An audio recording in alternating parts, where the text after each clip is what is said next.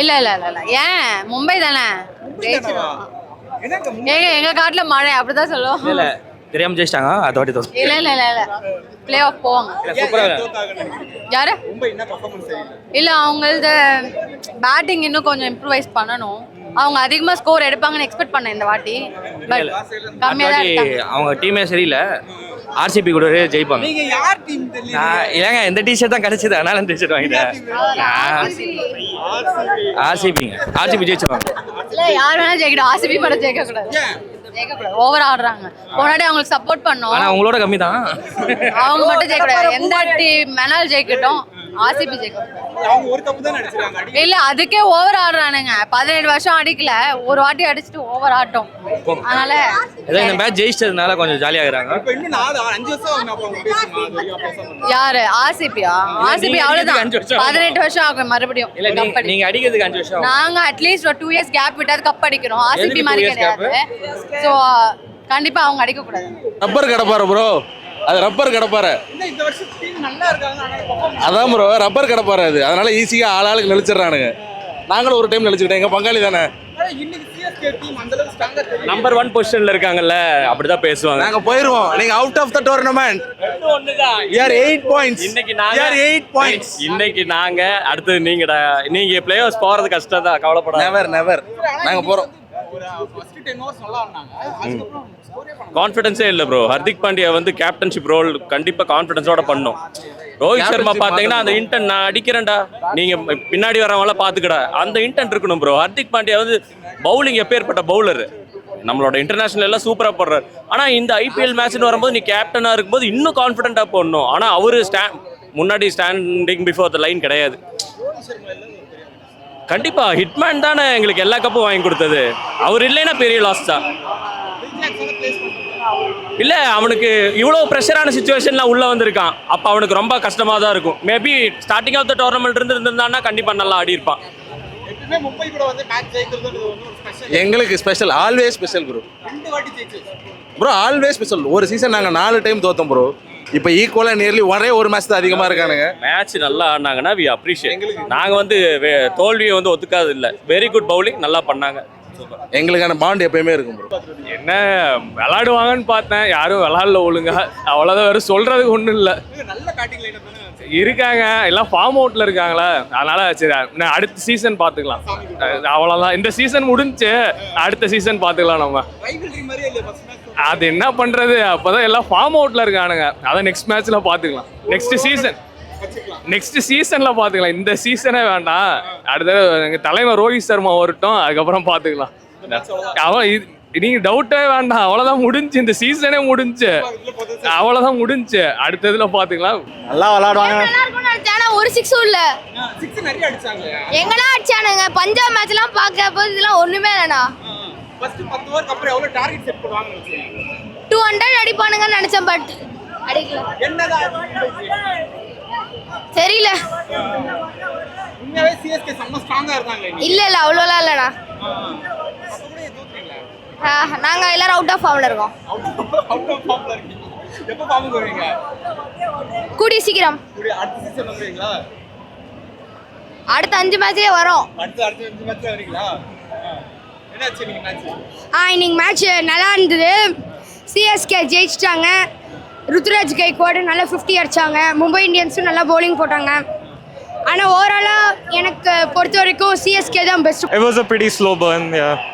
What do you expect? Actually, first 10 overs were great. Like I think 90 runs in the first 10 overs. Same with CSK, but then they Mumbai just didn't take any wickets. Even Bumrah got beaten, so can't expect much after that. I don't know. Even Bumrah can take wickets, then what's the problem? Yeah.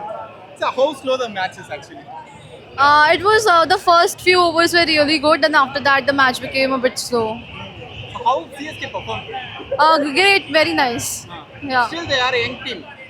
On paper CSK is a young team. Yeah. So how they perform? Yeah, CSK performed really well, very nice. The hope for Hardik Pandya is decreasing day by day. Yeah. Hope for Hardik Pandya is decreasing day by day. Actually, yeah. No, I don't think so. He's doing good. Hardik Pandya, you won't give up Hardik Pandya. Yeah. You won't give up Hardik Pandya. No. No. Still this season is gone. Yeah? Almost gone. The season is gone. Yeah. Nobody's beating Punjab anyways, so yeah. RCB கூட அப்படி சொல்ல முடியாது. அவங்க இப்பதான் வந்திருக்காங்க, ஒரு cup தான் அடிச்சிருக்காங்க.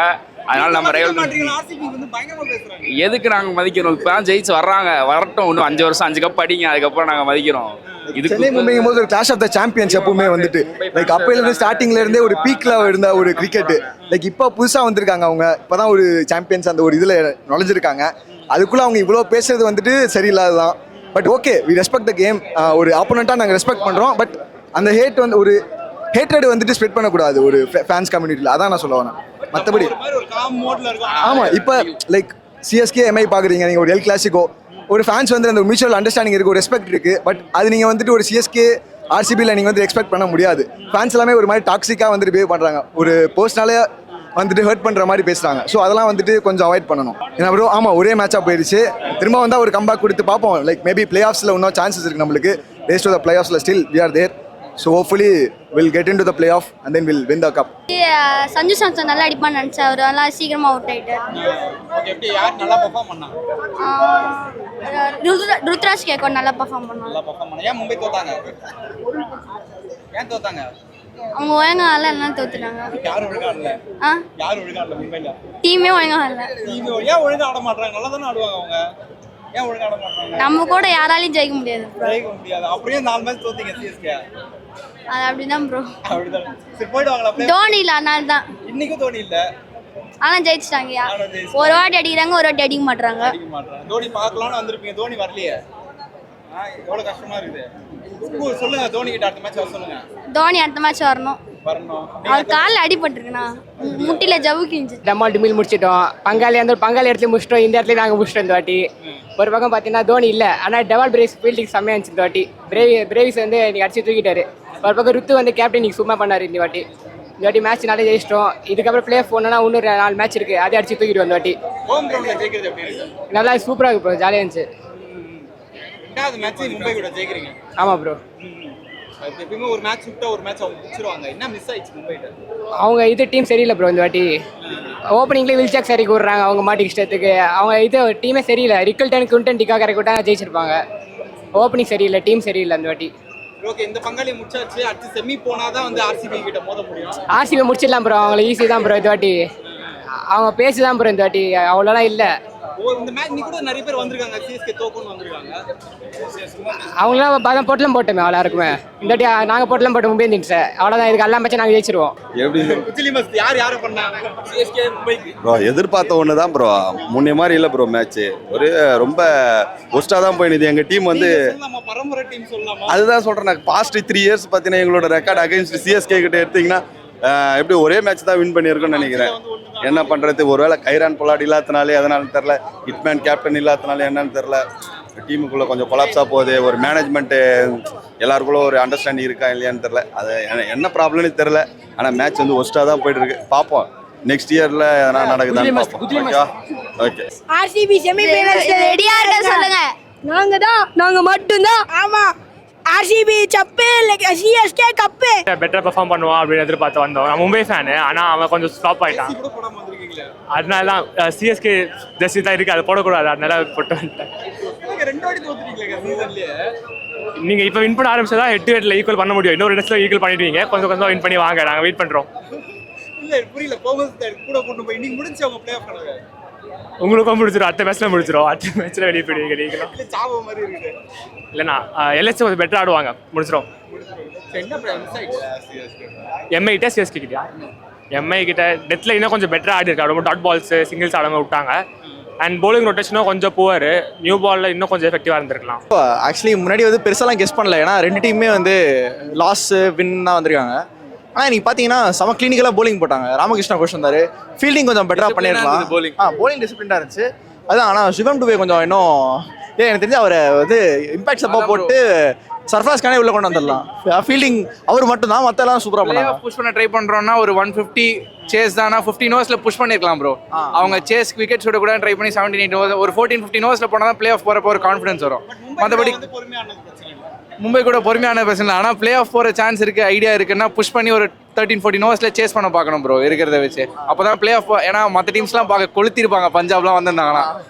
ஸோ பிளே ஆஃப் போகிற சான்ஸ் இருக்குன்னா இன்னும் பெட்டராக கரெக்டாக வந்து ஊரில் பட்டெல்லாம் பார்த்தீங்கன்னா பயங்கரமானாரு. அவர் வந்து 200 சைக்கிள் ஆனாரு, 12 பால் 24 ரன்.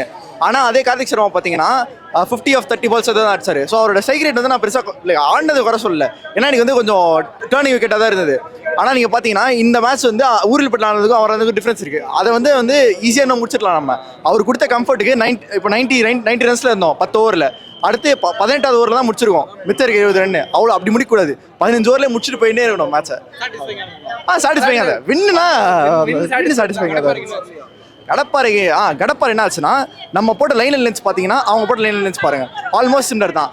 ஆனால் நம்ம பேட்டிங் பாருங்க, நம்ம ஆரம்பத்துலேயே ஒரு இன்டென்ட்டோட அடிச்சுட்டு இருந்தோம். ஹர்திக் பாண்டியா என்ன ப்ரோ ஆடுறாரு, அவரோட பவர் போன மாதிரி இருந்தது. அவர்கிட்ட எக்ஸ்பெக்ட் பண்ணணும் நிறைய, ஆனால் அதுதான் பரவாயில்ல. ஆஸ் ஓவரால் ஆஃப் போலிங் வந்து பயங்கரமாக போட்டாங்க. ஜேவி ஓட்டெல்லாம் குத்தி ஏத்துறாரு ப்ரோ, என்ன பவுன்சர் போடுறாரு, பயங்கரமாக இருந்துச்சு எல்லாமே. அதான் போலிங் நம்ம செம்ம கிளினிக்கலாக ஃபினிஷ் பண்ணிட்டு வந்தோம், அதுக்கேற்ற மாதிரி பேட்டிங் ஆட்டாங்க. அதுதான் தேங்க்யூ.